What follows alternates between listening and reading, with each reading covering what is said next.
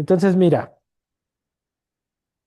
eh, otro fisiócrata importante fue François Quesnay. No, Ujú. espérame tantito. No, porque estoy haciendo. Espérame. Es que necesito hacerme más zoom para que no se vea feo. Espérame. Sí, A ver, creo que ahí ya se va a ver mejor. Déjame ver. Ok. Entonces, François Quesnay. Ahí se ve muy. Espérame. Entonces, ¿por qué se ve tan? A ver, así. Ahí está ya. Voy. Ok. Entonces, Quesnay. Entonces, François Quesnay. Él era un fisiócrata y esto lo puedes ver hasta en Wikipedia. Generó un análisis de la distribución del excedente, ¿sí?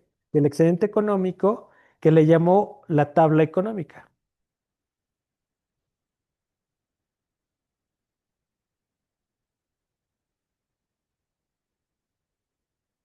Creo que así se escribe, ¿eh?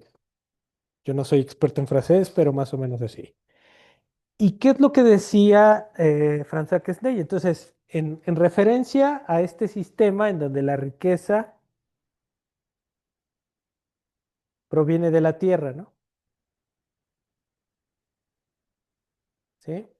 Entonces, la riqueza proviene de la tierra y entonces dividió a la sociedad en clases sociales, ¿no? Entonces, él puso las clases productivas,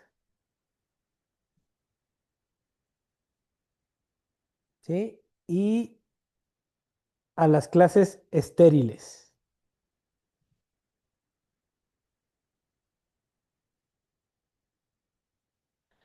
Entonces, él decía que, por ejemplo, la nobleza, o sea, los nobles, el rey, ¿no? Ellos son productivos porque son los dueños de la tierra, ¿no? Tienen una función como dueños de la tierra. Y de manera general y central, los productores, los agricultores,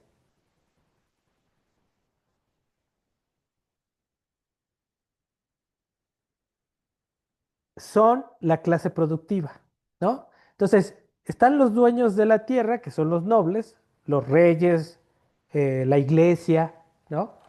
Que tienen la propiedad de la tierra, y están los agricultores, que son los que producen la tierra, ¿no?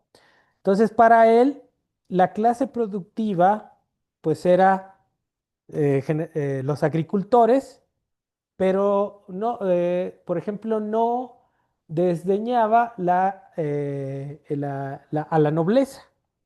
Y la clase estéril va a llamar a los burgueses, ¿sí? Entonces, ¿quiénes eran los burgueses? Yo, bueno, comentaba el día de ayer que los burgueses eran los comerciantes eh, que se asentaban en los burgos, ¿no? O sea, de hecho, el término, como decía, burguesía, es un término peyorativo, o sea, en el caso de estos comerciantes, ¿no?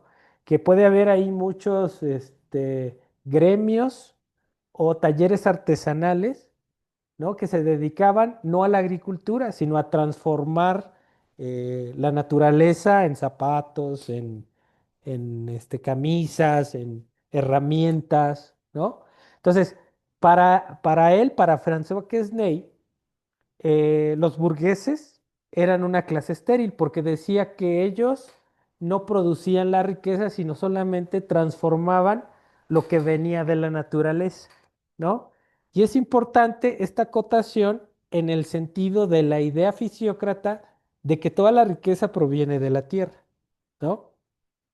Entonces, aquí hay un mecanismo también de distribución de la riqueza, porque los dueños de la tierra, los agricultores tendrían que producir y darles un diezmo, ¿no?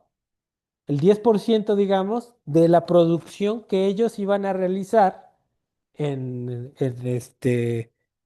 la tierra, ¿no?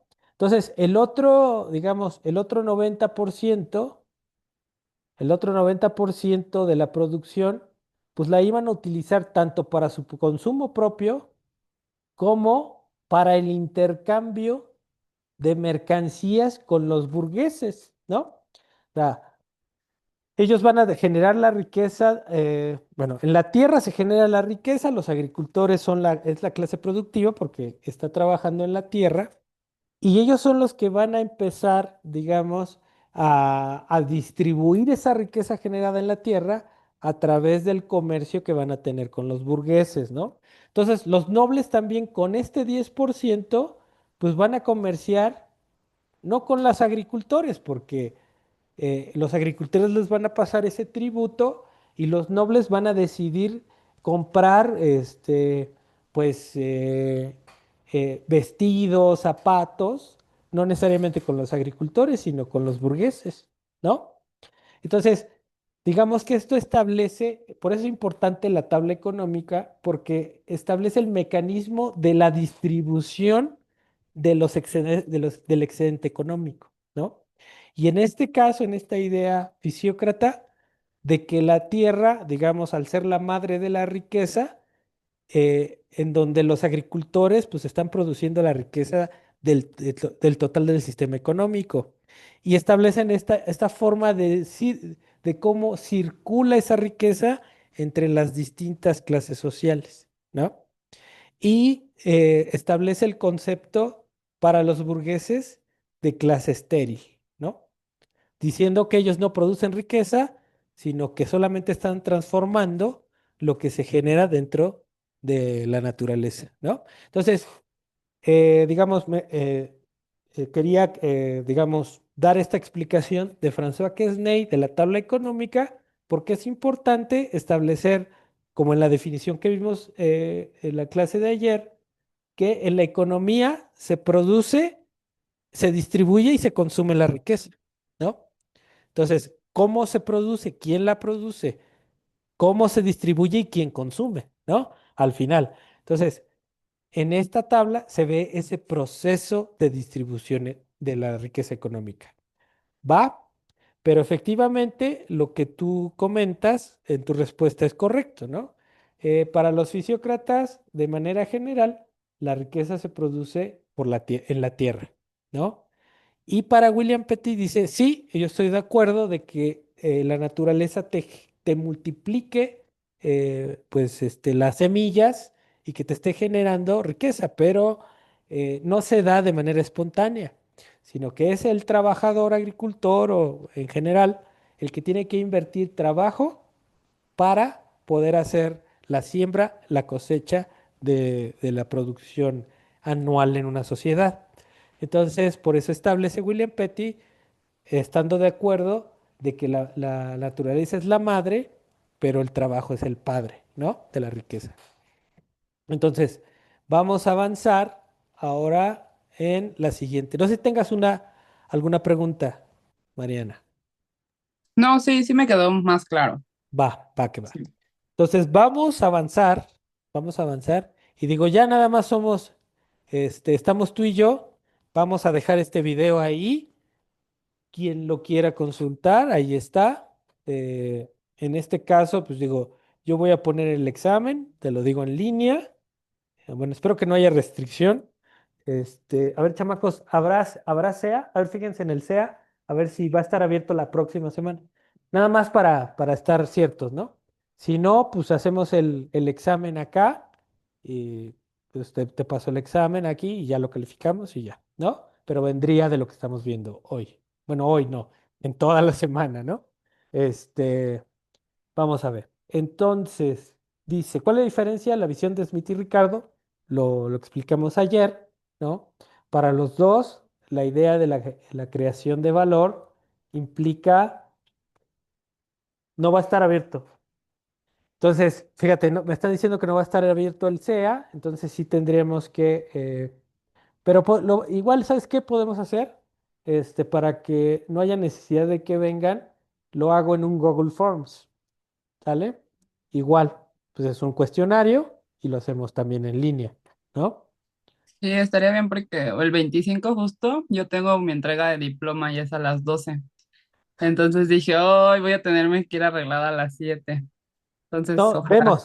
lo ponemos, igual y lo ponemos el viernes, ¿no? Ok, ¿Vale? Entonces, gracias. nada más para estar, lo vamos viendo cuándo Ujú. lo ponemos, ¿vale?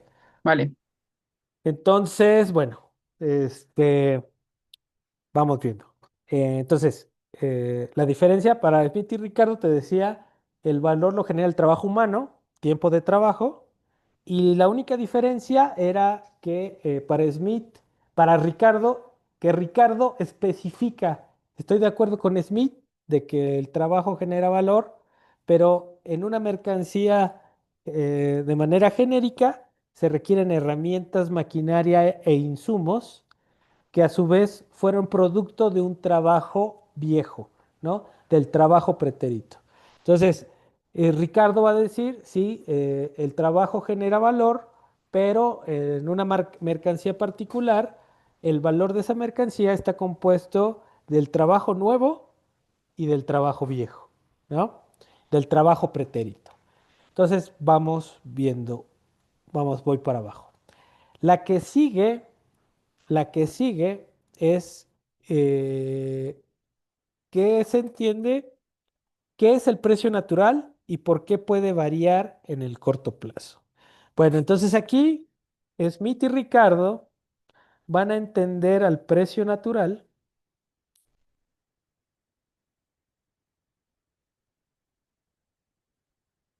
es igual a un precio de costo,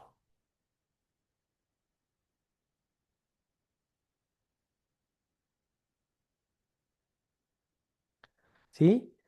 ¿Y qué es un precio de costo? De manera general, es lo que te costó hacer el bien, ¿sí? Pero ese precio de costo se va a conformar de tres cuestiones, ¿no? Del salario natural,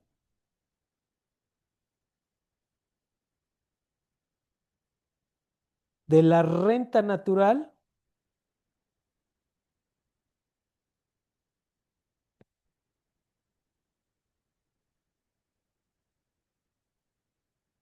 más la ganancia, un beneficio natural.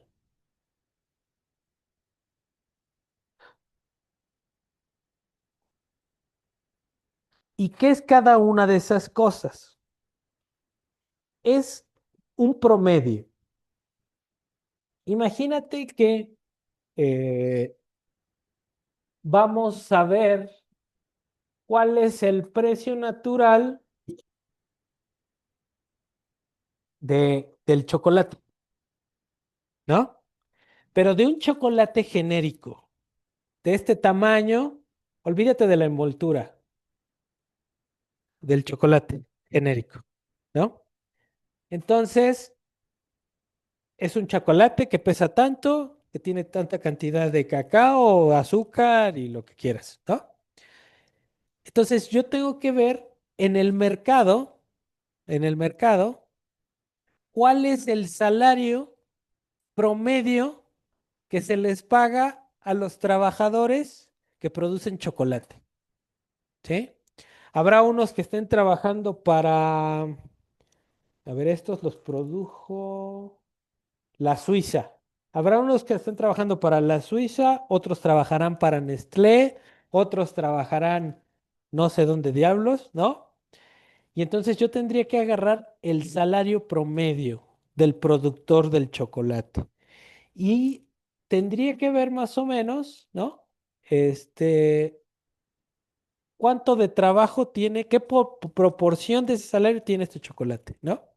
Pero estoy sumando un salario natural, que es el promedio, en una determinada industria. Por ejemplo, imagínate que estamos hablando de la producción de tortillas.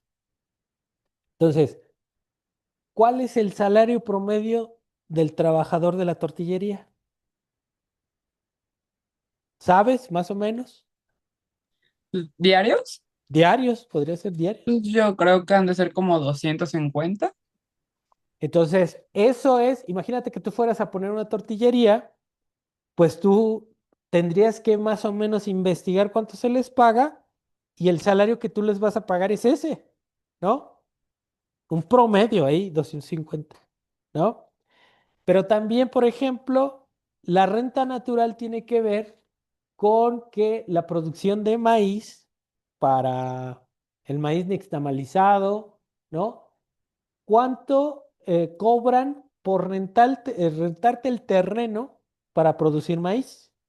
¿No? Eso también tiene un costo.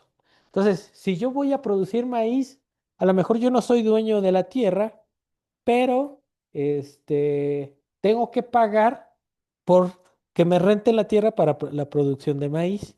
Y imagínate que tú estás en la tortillería, pues a ti qué te importa la tierra, ¿no? Tú vas a comprar el costal de harina de maíz, pero el que produjo el costal de harina de maíz estará pagando algo al que renta la tierra o al que produce, porque tiene que pagar el desgaste de la tierra, ¿no?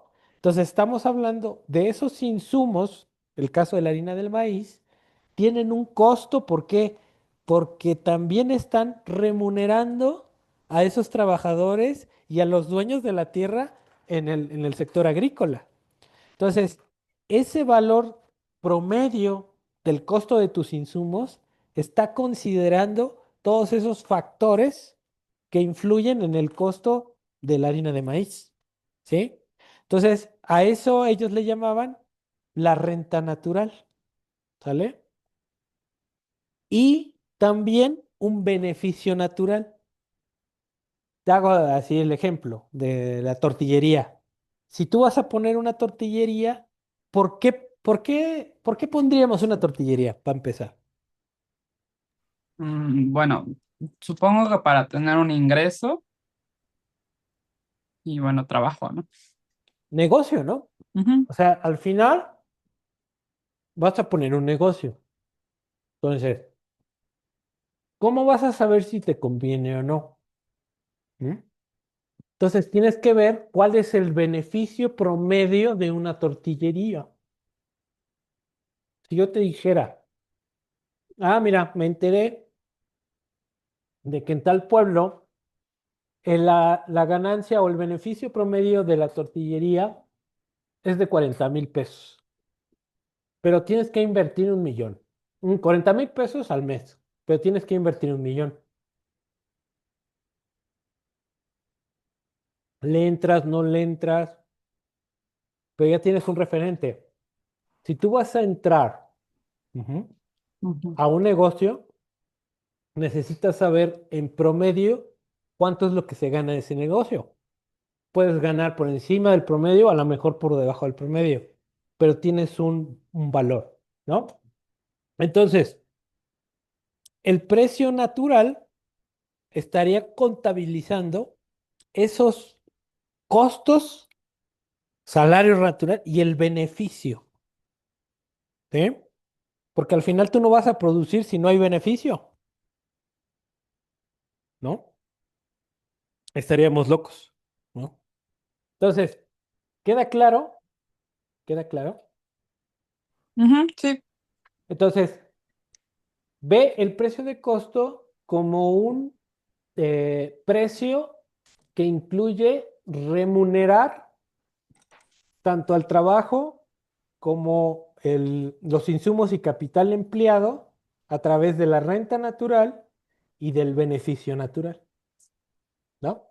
Ujú, Y este precio natural, y lo voy a poner aquí, podría ser similar a la concepción escolástica del precio justo. Entonces, los escolásticos, ¿quiénes eran? Pues eran religiosos, como San Agustín, Santo Tomás, que hablaron de una categoría del precio justo.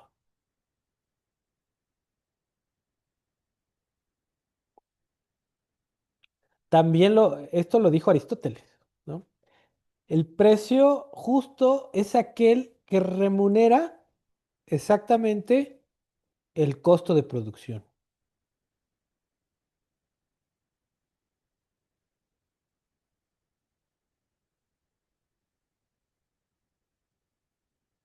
Y por ejemplo, lo que decía Aristóteles, el precio justo tiene que ver con que si tú vas a intercambiar un bien por otro, sea algo por algo de igual valor, ¿sí? Y entonces, si estamos hablando de tiempo de trabajo, pues la idea era intercambiar unos zapatos que te costaron 8 horas de trabajo, pues tal vez por una mesa que también costó las mismas horas de trabajo, ¿sí? Entonces, eso, diría Aristóteles, permitiría conservar la justicia en el intercambio. ¿Mm? Entonces, y Aristóteles maneja un concepto de reciprocidad en el intercambio. Entonces, tú vas a cambiar un bien siempre y cuando consideres que vale lo mismo que el otro, ¿sí? Y ese es un intercambio justo, ¿vale? Entonces, para Aristóteles, por ejemplo, él condenaba eh, el pago de intereses o la acumulación, ¿no? La acumulación o la especulación, ¿no? Y lo que decía era, cuando unos se benefician, ¿no? Otros salen perjudicados. Entonces, por eso es importante esta visión escolástica del precio justo, ¿no? Es en el sentido de que el intercambio, pues era intercambio de bienes básicamente. Si yo produzco maíz, voy a tratar de producir para mi autoconsumo maíz en una parcela, pero va a haber una parte que no siempre me la voy a consumir yo. El excedente de ese trabajo lo voy a intercambiar por leche o por frijol en las cantidades que yo considere que están remunerando de igual forma mi maíz, ¿no? Entonces, imagínate si hay sequía, pues el valor del maíz va a ser más alto.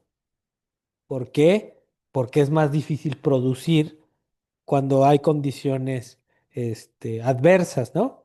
Entonces, y yo no voy a estar dispuesto a cambiar a lo mejor en esta ocasión mi kilo de maíz por un kilo de frijol. A lo mejor en esta ocasión yo voy a querer cambiar mi kilo de maíz por 2 kilos de frijol o por 3 kilos de frijol. ¿Por qué? Porque me costó más trabajo producirlo porque hubo sequía, ¿no? Entonces, esa es la idea del precio justo, del intercambio justo, ¿no? Entonces, los mercantilistas que decían comprar barato y vender caro, porque el objetivo de los mercantilistas era acumular, ¿no? Y en el caso del precio justo, el objetivo es el intercambio de mercancías de igual valor, ¿vale? No sé si quede claro, más o Sí, menos. sí. Entonces, por ejemplo, el precio natural se acercaría a esta idea del precio justo en tanto que el precio de las mercancías está remunerando en promedio el gasto de trabajo y el desgaste de los factores productivos, ¿no? Salario natural, renta natural, ¿no? Beneficio natural. Entonces, el salario haciendo referencia al factor trabajo, la renta natural al factor tierra y el beneficio natural al factor capital, ¿no? Que necesito la máquina, ¿no? O el local para hacer las tortillas, ¿no? Entonces, digamos que eso es, y en promedio, todos esos factores traspasan valor a la mercancía, ¿no? Entonces, bueno, ahí vamos, vamos, ahí vamos. Entonces dice, ¿Cuál es el precio natural? Ah, ok. Entonces ya quedó claro el precio natural. ¿Y por qué puede variar en el corto plazo? ¿No? Entonces, ellos, los clásicos, que serían Smith y Ricardo, tienen esta concepción del precio natural, ¿no? Y también dicen, a ver, el problema es que los precios, ¿no? Pueden variar en en el corto plazo y en el largo plazo también. ¿Por qué? Porque tú puedes vender una mercancía a tu precio natural, pero el problema es qué onda que pase con las condiciones del mercado. Entonces, si la demanda es mayor que la oferta, imagínate que tú vas al mercado y ves que tu bien que quieres vender a un precio natural, vamos a ponerle de 10 pesos, precio natural de algo que quieres vender. Le pones 10 pesos, porque eso remunera el salario, la renta, el beneficio natural en promedio. ¿Sale? Te va a dar una ganancia y además puedes pagar salarios y puedes pagar la renta de la tierra o pagar los insumos. Pero si vas al mercado y tu bien es muy demandado y tienes pocos, ¿qué va a pasar? Pues va a subir, ¿no? Que va a subir el precio. Entonces, si pasa esto, entonces el precio de mercado va a ser mayor que el precio natural. ¿Sí? ¿Qué pasa y cuál va a ser la reacción tuya? Si vas al y te vas a obtener una ganancia adicional porque vas a vender tu precio, tu bien a un precio más alto. Imagínate que que el precio de mercado se establece en 15. Pues entonces ya estarías ganando más por el efecto de la demanda. ¿Qué harías? ¿Cuál sería la reacción del productor de este bien? ¿Cómo que reacciona? No entiendo. Sí, imagínate, llevas 100 piezas del producto que le estás poniendo 10 pesos, pero te das cuenta que el mercado te lo está comprando en 15. ¿Qué vas a hacer para el próximo, la próxima vez que vayas? Mm, pues producir más, ¿no? Exactamente. Entonces, vas a producir más y entonces eso puede generar, fíjate, que la demanda, que la oferta crezca porque vas a producir más. Y no solamente tú produces ese bien, sino que va a haber otros que se ven tentados a producir más porque es muy rentable el mercado. Entonces, ¿qué puede pasar? Pues que todos produzcan mucho y que ahora se voltee la cosa. Entonces, que la oferta sea mucho más grande que la demanda. Entonces, imagínate qué va a pasar. Pues ahora lo que podría pasar son dos situaciones. Que el precio natural se ajuste con el precio de mercado o que el precio de mercado sea menor que el precio natural. Porque como fue muy rentable, todos empezaron a producir la misma mercancía y saturaron el mercado. Y entonces la oferta se quedó por encima de la demanda. Entonces, en esa situación, ¿qué va a pasar? Pues que el precio va a caer, ¿no? Entonces, fíjate, en esta situación, lo que tenemos es, en la primera, ¿no? Cuando la demanda es más grande que la oferta, lo que pasa es que el precio de mercado va a ser mayor que el precio natural. Y esto te va a generar mayor ganancia, ¿no?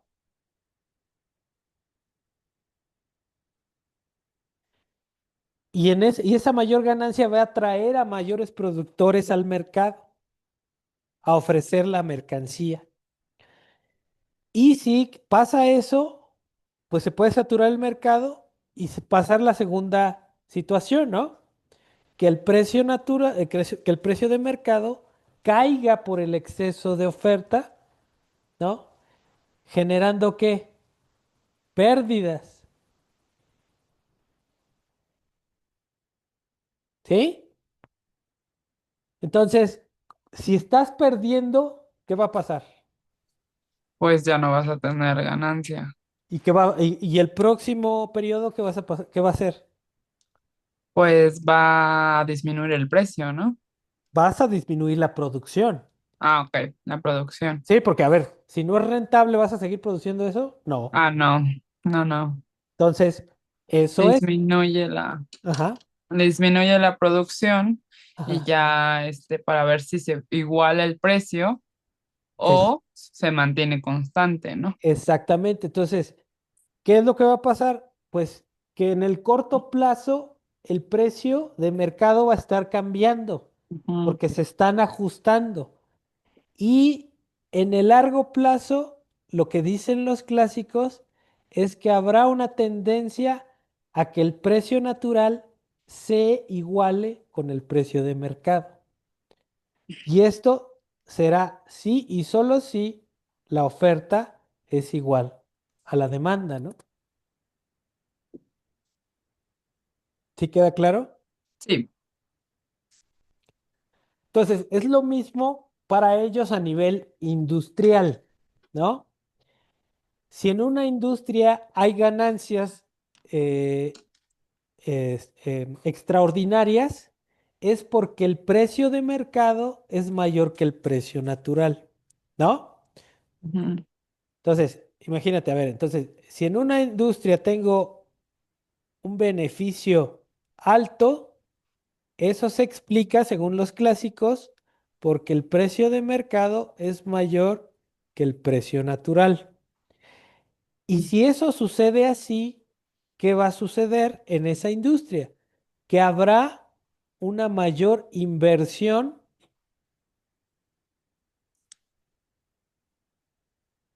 en esa industria.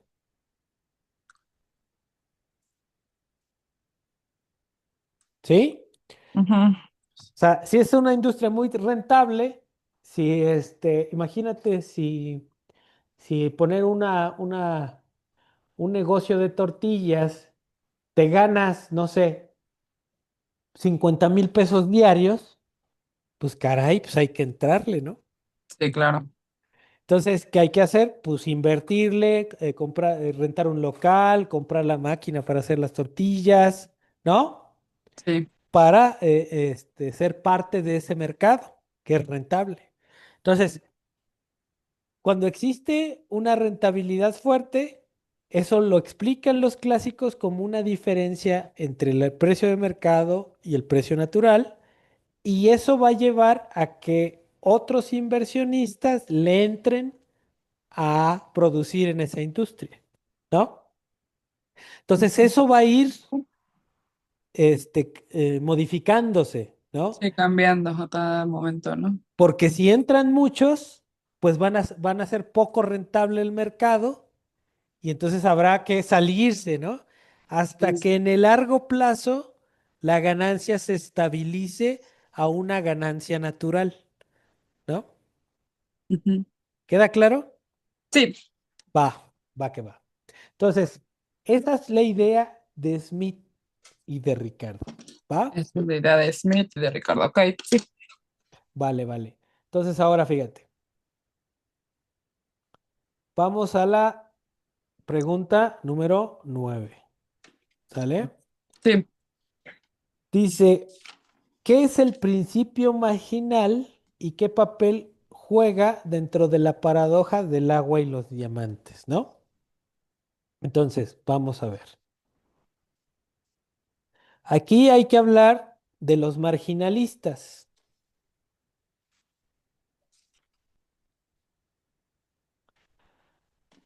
Y digamos, los exponentes más importantes, pues es Karl Menger y Stanley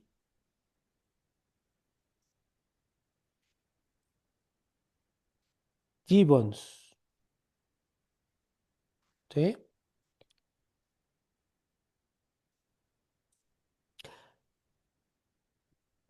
Entonces, ahí tenemos a dos exponentes importantes del marginalismo. No que hayan sido los primeros, pero son los más importantes. También está Dupuit, está Heinrich Hermann Gossen, muchos austriacos. El primero, bueno, Karl Menger es austriaco, Stanley Gibbons es inglés, ¿sí? Pero los dos son de la corriente marginalista. Y entonces, ¿te acuerdas que ayer estábamos discutiendo entre la teoría objetiva y la teoría subjetiva? Ellos estarían en lo que los otros economistas llamamos eh, dentro del paradigma de la teoría subjetiva del valor.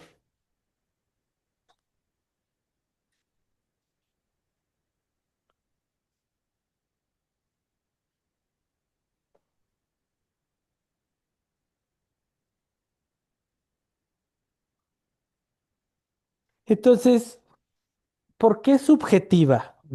Porque el valor, ellos al explicar el valor van a explicar el valor a través de la utilidad y la escasez. ¿Vale?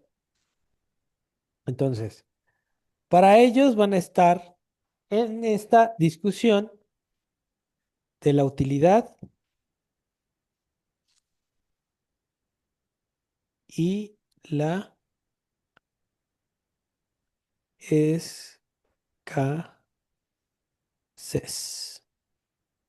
Hay que de la escasez. Yo estoy como siempre con la escasez. ¿Ok? Vamos a ponerle aquí.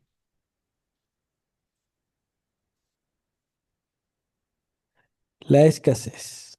¿Sí? Entonces, ¿qué van a decir?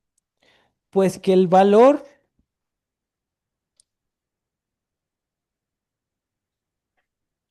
va a estar entre estas dos cosas, ¿no? Entonces, un bien va a valer más cuando o sea muy escaso o tenga mucha utilidad. ¿Sale? Entonces, de hecho, dice Karl Menger, para él, los bienes económicos son aquellos que son escasos y que producen utilidad. Y va a poner un ejemplo de un bien no económico. Y te lo pongo, por ejemplo, el aire. El aire tiene utilidad, pero no tiene valor. ¿Por qué? Porque no cuesta. Porque es abundante, ¿no? La Ujú. explicación de ellos es que es abundante. Entonces, no te cuesta. A ver, pero te pongo el mismo ejemplo del aire. ¿Cuándo sí costaría? ¿Cuándo sí tendría un valor? Creo que cuando es como el aire artificial, bueno, cuando te ponen el oxígeno. O imagínate que te vas al diving, ¿no? Al scuba diving, ¿no? Estos los que haces snorkelismo o que se Ah, meten al sí. agua, ¿no? Ajá. O que te vas al espacio, ¿no? Entonces, ya tiene que el aire es útil, pero en el espacio es que escaso, dirían ellos. Escaso. Ujú. Ellos dirían eso. Si estás en el bajo del mar, pues también el aire que es escaso. Escaso. Entonces tiene valor, según ellos, porque es útil y es escaso, ¿no? Aquí aquí ahorita que estamos, ahí en donde estés o aquí en donde estoy, Ujú. el aire no es escaso. No. Es útil, claro, Sí, claro. pero no tiene valor, ¿sí? Ahora, ¿qué te diría, por ejemplo, eh, Ricardo Smith o incluso Marx sobre el aire, por ejemplo? ¿Qué te diría Marx del aire? ¿Por qué vale? ¿En qué contextos vale? Por ejemplo, cuando estamos hablando del espacio o debajo del mar, ¿por qué vale? Porque proviene de la tierra, No, porque ¿no? requiere un trabajo para meterlo en el bote que te vas a llevar. Ah, ok. ¿Sí? O sea, Ujú. vale porque requiere un trabajo. ¿Es útil? Sí, ¿no? ¿Tiene valor? Sí, porque necesita el bote, alguien lo tiene que hacer y eso es trabajo, y alguien lo tiene que meter ahí y eso es trabajo. Ok, Es diferente, ¿ves? O sea, es diferente la concepción. ok. Aquí, ¿qué te diría Max? ¿El aire es útil? Sí, ¿no? Pero no requiere trabajo producirlo, por eso no tiene valor. Ujú, Y en el caso de ellos, están viendo que la utilidad y la escasez, ¿sí? ujú. Pero no se cuestionan, a ver, si el aire vale en el mar, ¿por qué vale ahí? Ah, pues porque en el mar es escaso.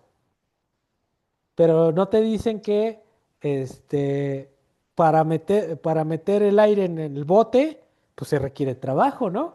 Sí, claro. Entonces lo único que te dicen, a ver, aquí vale porque es escaso. Y entonces ellos, los marginalistas, te lo explico porque es interesante, están haciendo una revolución al marxismo. Ellos están haciendo una guerra ideológica, teórica, contra el marxismo.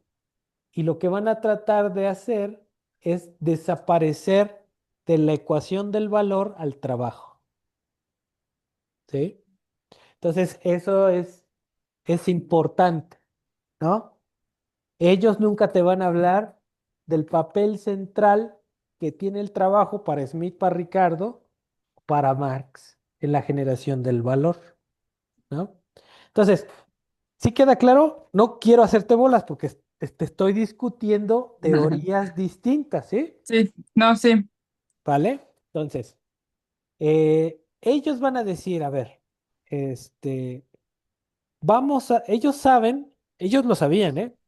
Ellos saben que la utilidad, ¿qué es la utilidad? Bueno, la utilidad desde un punto de vista hedonista es el placer que se obtiene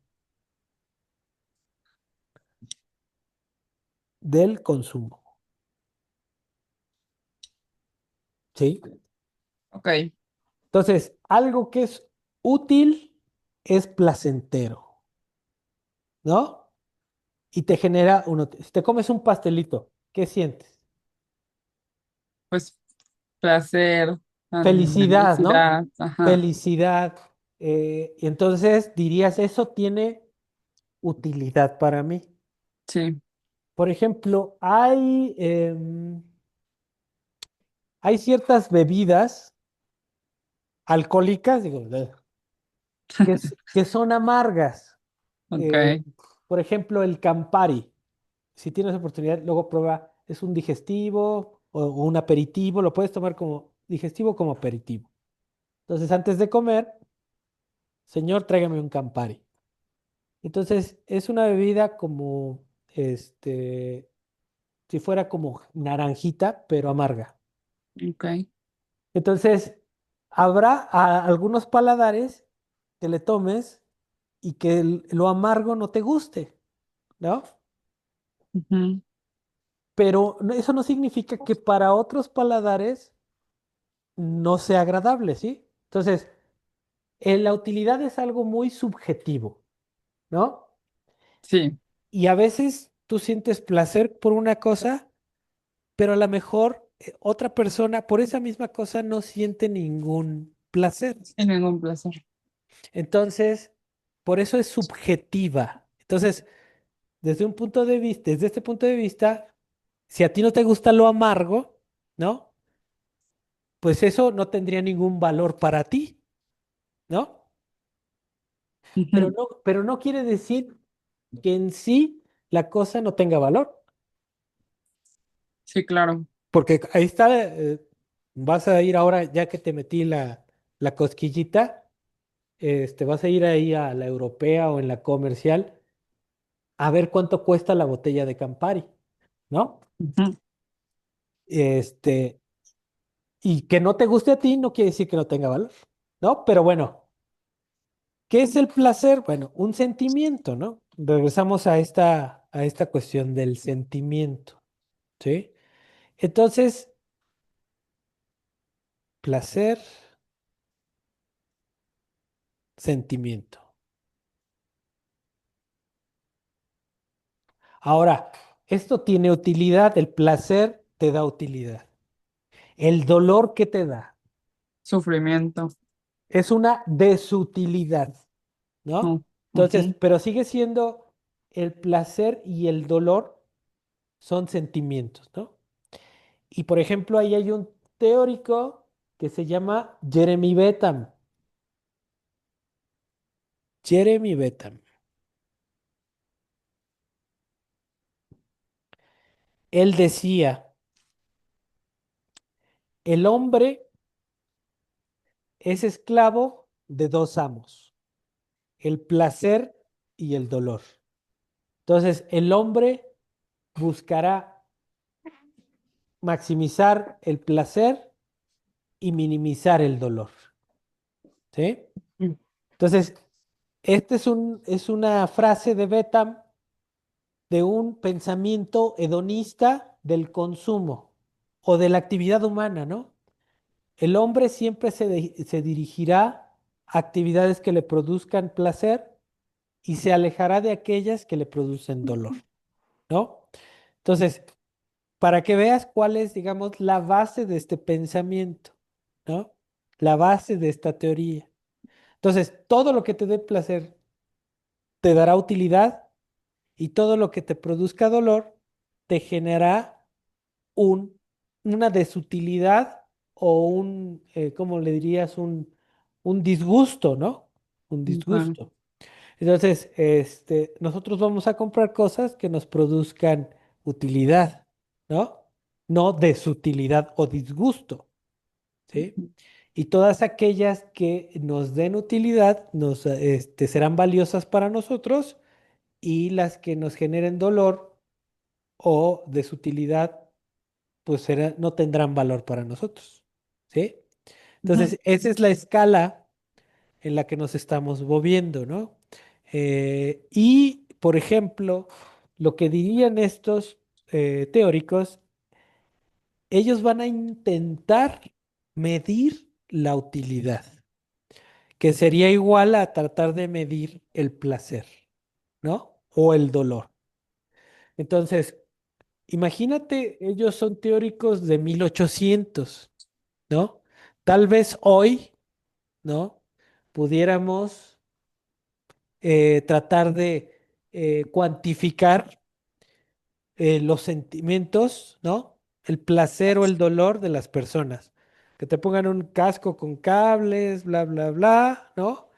Y que vayan viendo si te dan algo de comer, qué efectos te produce en el cerebro y qué tan intensos son. Ahora, difícilmente, incluso con estas cuestiones sofisticadas, para tratar de medir, pues, lo que se siente, tendríamos una igualdad de los sentimientos de la gente. ¿Sí me explico? O sea, porque a lo mejor, si yo me como un chocolate y se prende un foco por aquí en alguna parte del cerebro, ¿no?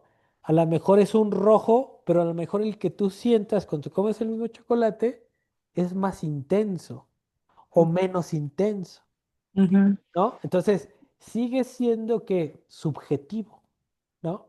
Sí, Entonces, imagínate de tantas subjetividades, entonces el valor de los bienes, ese precio, ¿cómo se saca? De sacar el promedio de los sentimientos de todos. O sea, no, son cosas, esas son cosas que, bueno, ahí está la teoría, ¿no? Y te lo sí, explica de una forma. Y hay otra que te lo explica de otra, ¿no? Pero bueno, ¿cuál es el papel, dice la pregunta, que juega la utilidad y la escasez o el marginalismo en la paradoja del agua y los diamantes? Entonces dice, a ver, entonces estamos moviéndonos entre y escasez y utilidad, utilidad. ¿no? Entonces ellos van a decir, bueno, vamos a tratar de medir Bueno, voy a tratar de hacer una gráfica lo más que me salga. Ok. Igual y no me sale, pero bueno. Entonces vamos a tratar de medir aquí. La utilidad Mm, y la cantidad, ¿no? Vamos a suponer que es el vaso de agua. Q es el número de vasos de agua.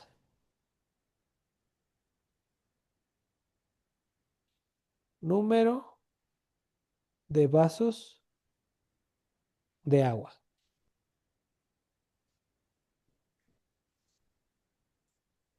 Entonces, te puse el ejemplo ayer de la paradoja del agua y los diamantes, ¿no? ujú. Pero vamos a ver qué pasaría si estuvieras en el desierto. ¿Cuánto valorarías el primer vaso de agua? Uy, pues bastante alto. Entonces, tendrías una valoración altísima del vaso de agua. Vamos a ponerle que es todo esto, Ujú. ¿sí? ¿Cómo valorarías el segundo? A lo mejor no tanto como el primero, un poquito menos. Un poquito menos. Entonces sería por aquí, Ujú. ¿sí? El tercero, Pues yo creo que como la mitad. entonces estaríamos acá. Ay, caray. Bueno, ahí va, ¿no? Ahí va. El cuarto, Pues yo creo que la mitad de la mitad. la mitad de la mitad aquí. Entonces ya cada vez es menos el efecto, ¿no? Ajá. Ya el quinto, Es ya nada más una rayita, ¿no? así, ya voy para acá. Y a lo mejor el sexto, ya no, Ujú. ya estás aquí, ¿no? Sí, Entonces ellos van a decir, van a acuñar un concepto que se llama la utilidad marginal, ¿sí? utilidad marginal.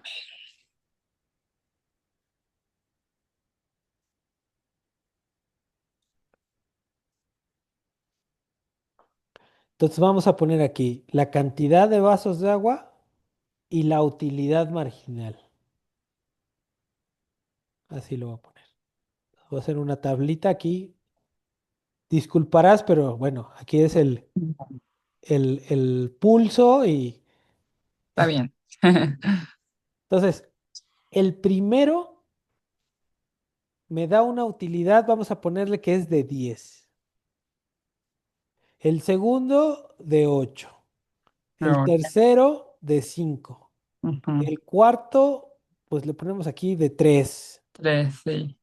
El 5 de 2 y el Y ya sexto cero. cero, ¿no?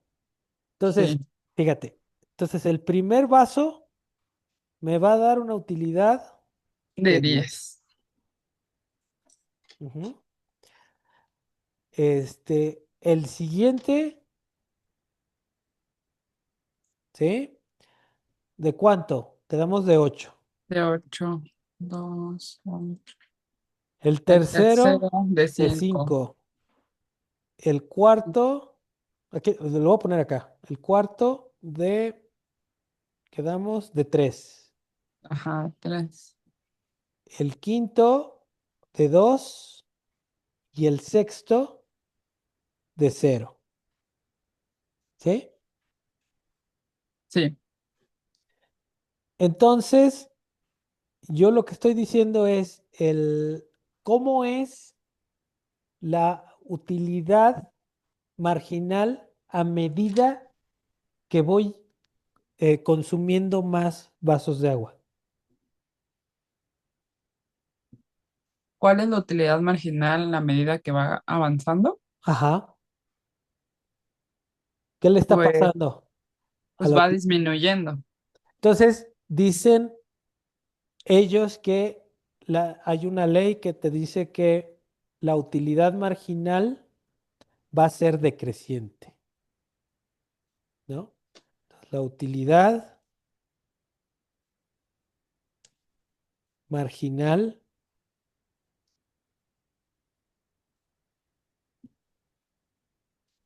es decreciente. Espérame. espérame. Decreciente.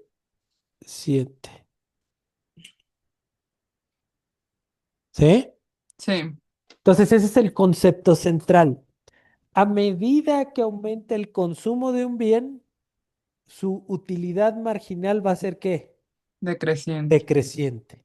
Entonces quiere decir que va a ser menos que proporcional, ¿no? Ok, Entonces, ¿cómo lo mides? Pues lo mides así. 10 entre uno, pues es igual a 10, ¿no? ajá, sí, Luego sería 8 entre 2 entre 2, es 4. igual a 4. Entonces, ya el segundo, ¿no? Me está aportando cada vez menos, ¿sí? ¿Sí? Entonces, Sí. ahora son dos vasos, pues ahora cada uno me está aportando 4, ¿no? El tercero, si son 5 entre 3, pues eso ya es un quebrado, ¿no? Ujú. Pero ya sería como 5 entre 3, Alejandro, ¿cuánto es? Entre 3, uno punto y cacho, ¿no? Uno punto y cacho, ¿no? Más o menos, uno punto y cacho. 1.6. 1.6. Entonces, fíjate, en el primer caso, el primer vaso te da 10 de utilidad. 10. En el otro caso, cada vaso te está dando ¿qué? 4. 4. En el siguiente, cada vaso ya te está dando 1.6. 1.6. Entonces, cada vez que consumo más, la utilidad marginal que me da va siendo cada vez menor, ¿no? Entonces, esa es la idea, ¿no? Ujú. ¿Por qué es eso? A medida que hay más vasos de agua, el agua deja de ser escasa, se está haciendo abundante. Entonces, Sí, en la medida que hay abundancia, la utilidad, el valor del bien cada vez va a ser ¿qué? Menor. bueno. ¿Sí queda claro? Sí, sí, eso Entonces, sí me queda bastante claro. y eso lo debieron de haber visto ahí con Adrián, ¿no? Lo de la utilidad y la utilidad marginal, ¿sí? Sí, Bueno, entonces, ¿qué tiene que ver con la paradoja del agua y los diamantes? Pues que a medida que voy consumiendo más cantidad de agua, el valor, la utilidad que me da el agua cada vez es que menor. bueno.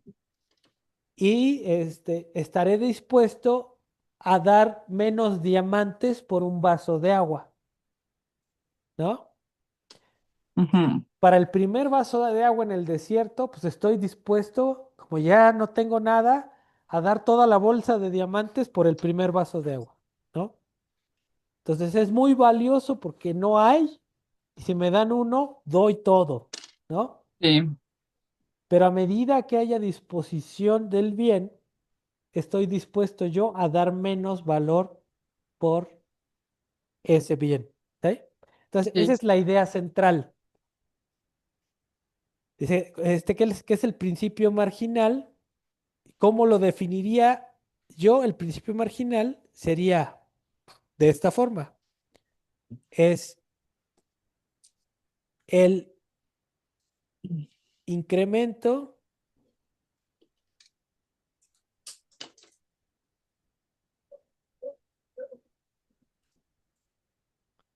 en la utilidad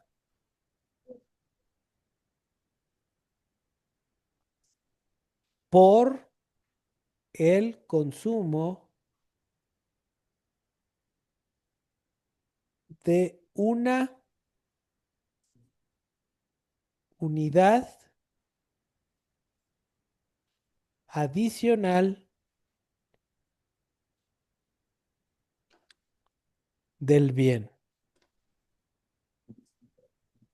¿Sí? Sí, Entonces, por ejemplo, fíjate, aquí el primer vaso nos da 10. 10. El segundo nos da 8. 8. Llevaríamos 18, ¿no? Sí, El tercero nos da 5. 5. Llevaríamos 23, ¿no? Sí, Este sería la utilidad marginal y esta sería la utilidad total, ¿no? Ujú. Entonces voy 10, el primer vaso me da 10, de utilidad total tengo 10. El segundo vaso me da 8, de utilidad total tengo 18. El tercer vaso me da ¿qué? 5 y de utilidad total tengo 23. El cuarto vaso me da, ¿cuánto quedamos? 3, Y tres. tengo 26, ¿no? Ajá. El quinto vaso Dos. me da 2, tengo 28. Y el sexto vaso me da Cero. 0, me quedo en 28. ¿Cómo lo vería eso en una gráfica? Pues así, mira. La utilidad total. Ay, caray. Déjame, voy a poner mi, formas. ¿Dónde está mi regla? Bueno, no importa. Lo voy a poner así. Es que luego tenía aquí la regla, pero ya no la veo aquí. A ver, regla, mis dispositivos. Bueno, no importa. Voy a tratar de hacerlo bien. Sí. Mira. Entonces aquí tengo cantidad de bienes y la utilidad total, ¿no? Entonces el primero, me da 10, por ejemplo. El segundo me da 18. Vamos a poner que por aquí. Ah, ok, ok. 18. 18. Luego el tercero 23. ya sería por aquí, ¿no? Sí. 23. El cuarto, 26. o sea, ya es poquito por aquí. Ahí va. El quinto, 28. 28. Entonces sería por aquí. Y el sexto ya no me da nada, ¿no? No. Entonces sería una cosa así, mira.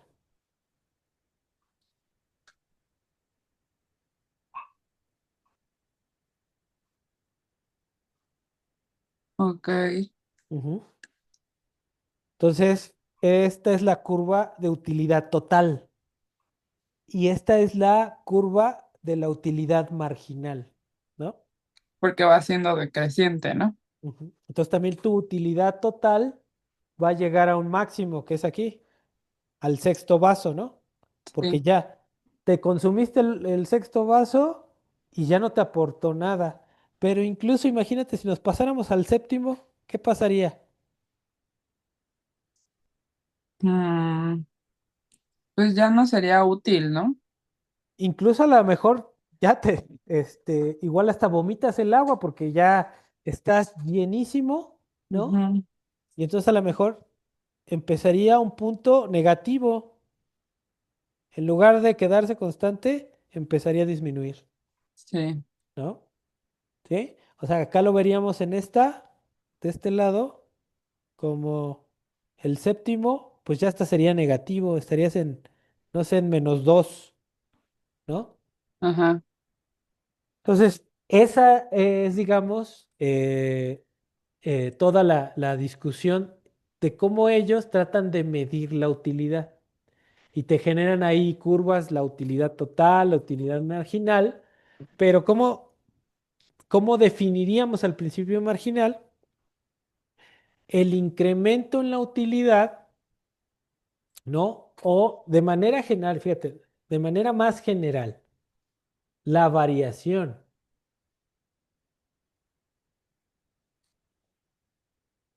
La variación. O sea, podría ser, si estamos en esta parte cuando está incrementando, el incremento en la utilidad por el consumo de una, y eso es importante, de una unidad adicional del bien.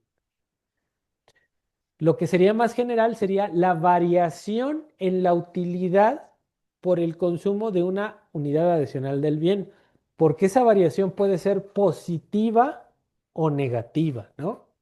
Ujú. La variación o cambio, ¿no?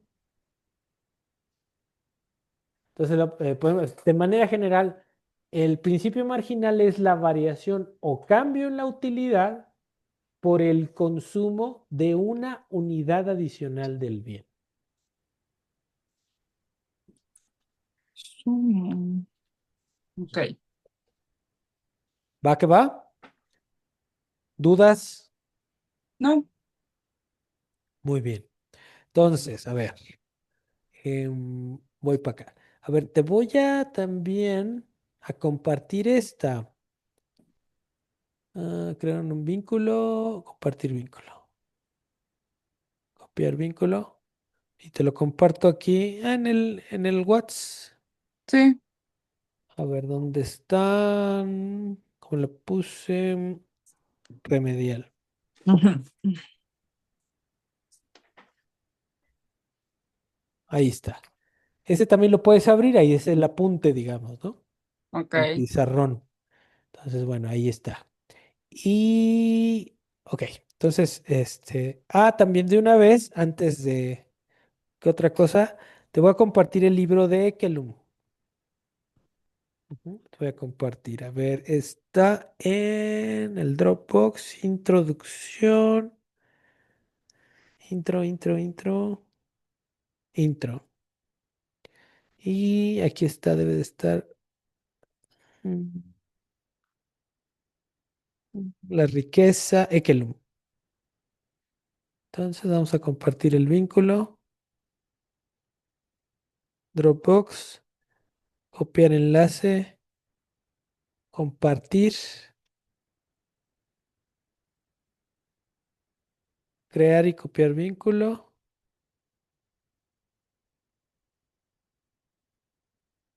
Se copió el vínculo. Ok, entonces aquí lo voy a poner. A ver, nada más un favor. Fíjate si puedes abrir el vínculo del drop, que sea Pues. el libro de Ekelum.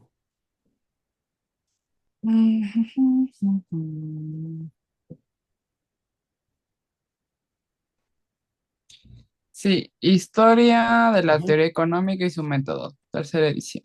Y si ahí, por ejemplo, aquí, fíjate aquí, vas viendo el índice. Ajá. Mira, aquí lo estoy poniendo aquí en la pantalla, Ah, ok.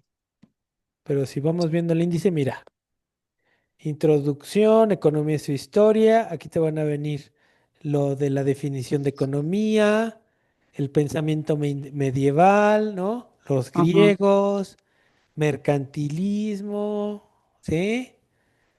Fíjate, los fisiócratas, ¿sí? Petty, Cantillon, Adam Smith, ¿no? John Stuart Mill, luego viene ahí Ricardo, ¿sí? O sea, ahí viene todo. Aquí está Marx, ¿sí? Aquí está, fíjate, Gibbons, Karl Menger, aquí debe de estar. Ok. O sea, aquí está todo, ¿sí?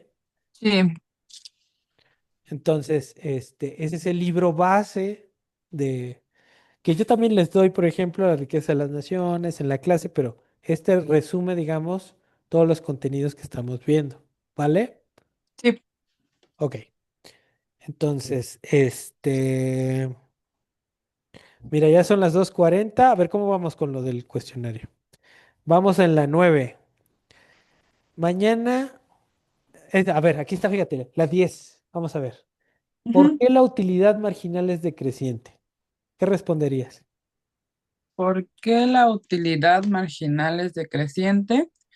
Bueno, yo respondería porque a medida que se va consumiendo es menor el placer que te otorga. Exactamente. A medida que consumo una cantidad adicional más, acuérdate del uno. Eso es central. Espérame, creo que me están marcando. Espérame, déjame ver Sí. quién es. Hola. Hola, hola, doctor, ¿cómo estamos?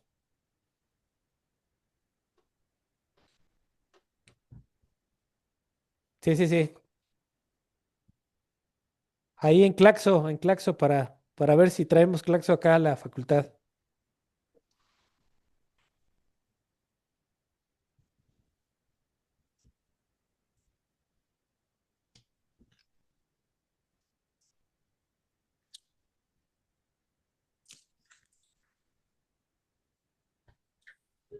Ujú. El profesor Salinas. El profesor Salinas. Ok. Ujú.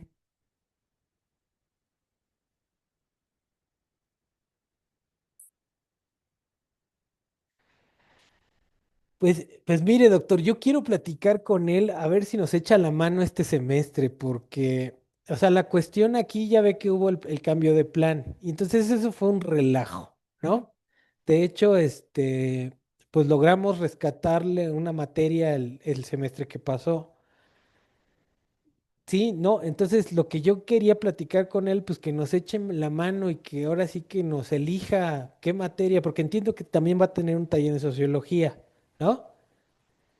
Entonces, a ver si, o sea, que él nos diga, a ver si que nos eche la mano, digo, este semestre, pues con dos materias que se vaya, ya sea que elija la del político, la de sociología, y pues vemos el próximo semestre cómo le hacemos, ¿no?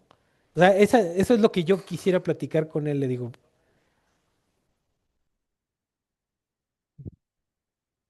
Ajá,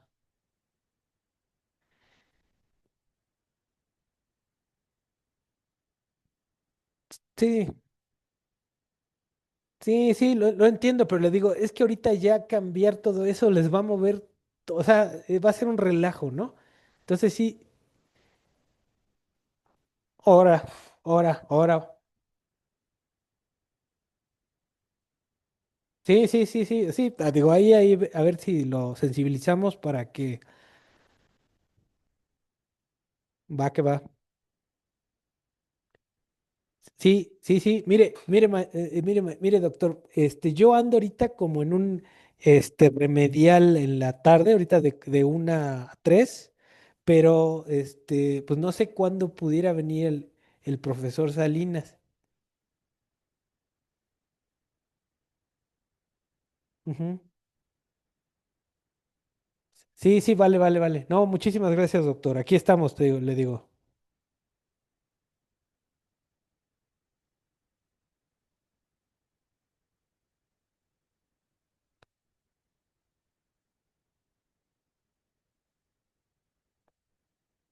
Ah, la embarazada. Pues mire, vamos a ver, le digo, ahorita ya es que tenemos cerrada la planta, solamente sería pues que hubiera chance, pues exactamente, pues solamente así, pero ahora sí que pues no sé cómo vaya a reaccionar la profesora, ¿no?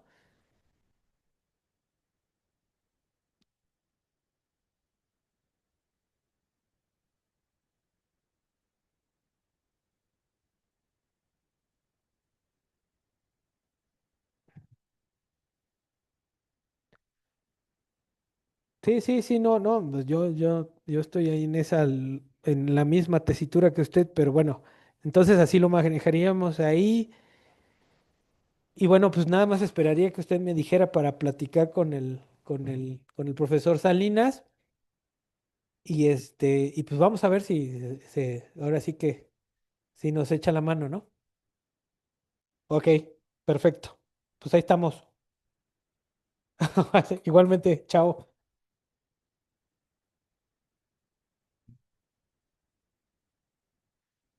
Listo, perdón, perdón, perdón.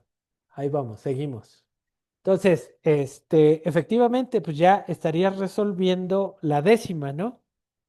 Nada más acuérdate de siempre señalar que es por el incremento en una unidad, ¿no? Entonces, ¿por qué la utilidad marginal de que es decreciente? Porque a medida que se consume una unidad adicional de un mismo bien, la utilidad disminuye, ¿no? Vale. Entonces, fíjate aquí, esta es una curiosidad. ¿A quién se le atribuye el desarrollo de la teoría del consumo mediante el principio marginal? Y ahí te diría que es Heinrich Hermann Gossen. ¿Eso de dónde lo sacamos? Del libro, ¿no?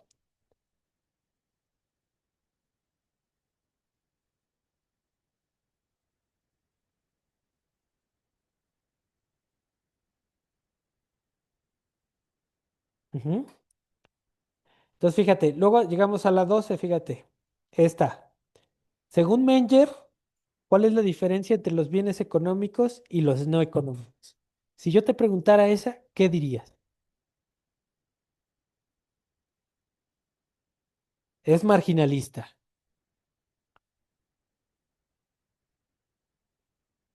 tu micrófono, porque no te escucho. Producción de un económico y no económico según Menger. Ujú. No sé.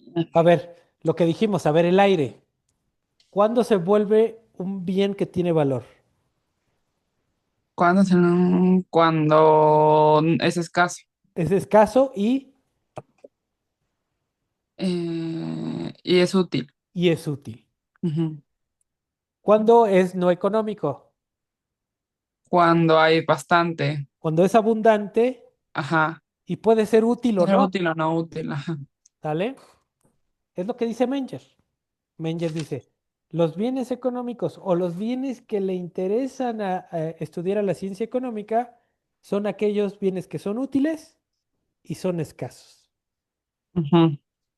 Punto. Entonces se le atribuyen a los bienes que son útiles y escasos. Ujú. Esos son bienes económicos. ¿Sale? Unos que... Y no, nada más me puede repetir la 11 porque no lo alcancé a copiar bien. Ok, dice, ¿a quién se le atribuye el desarrollo de la teoría del consumo mediante el principio marginal? A Heinrich Hermann Bien, Gossen. bien, bien, Ahí está, está medio bien. difícil, ¿no? Heinrich Hermann Gossen.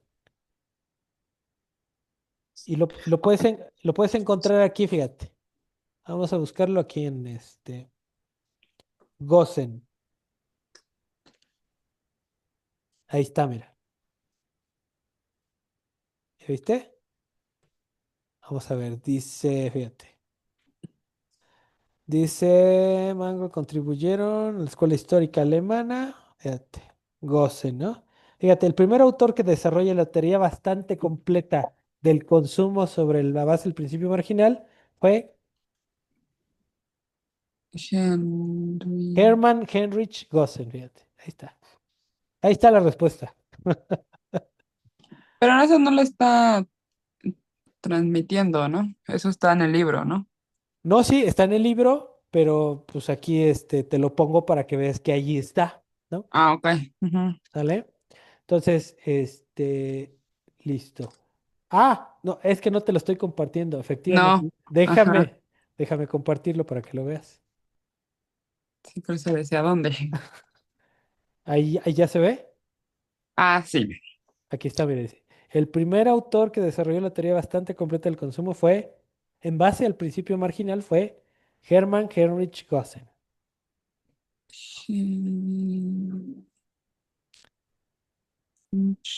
Goce. Entonces Ok. ahí, te digo, el libro, todo lo que estoy dando, aquí está en el libro. Ujú. Está en la riqueza de las naciones, está en los principios de economía política y tributación, ¿no? Está en el libro de principios de Marshall, ¿sí? Entonces, a ver, espérame entonces. Déjame, porque me están marcando otra vez, perdón. Sí. Voy. ¿Qué onda, Lupita? ¿Todo bien? Ujú. ¿Qué pasó?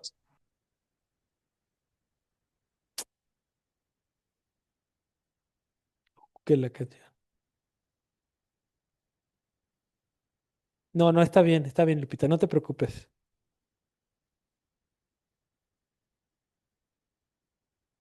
Ujú, ujú. Sí, no te preocupes, no te preocupes. Vamos viendo y no te preocupes.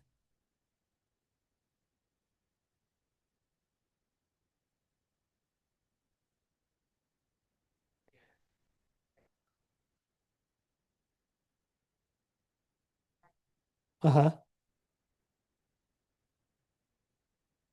ajá,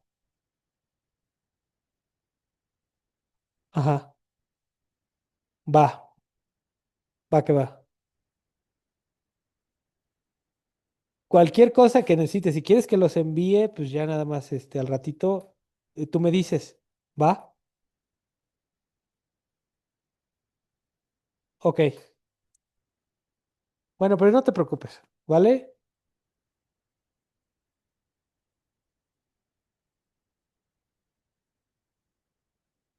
No te preocupes, no te preocupes.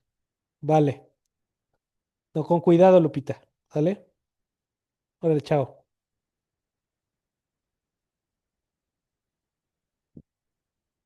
A ver, le seguimos aquí nada más para el cierre. Entonces, ya llevamos, ¿cuánto llevamos del cuestionario? Pues sería 12. 12. Nos faltan, fíjate, casi la mitad, digamos, ¿no? Ujú. Entonces, de aquí al viernes, pues vamos contestando y estaríamos en ese avance, ¿no? Yo igual, ya le corto aquí, voy a dejar de compartir, voy a dejar de grabar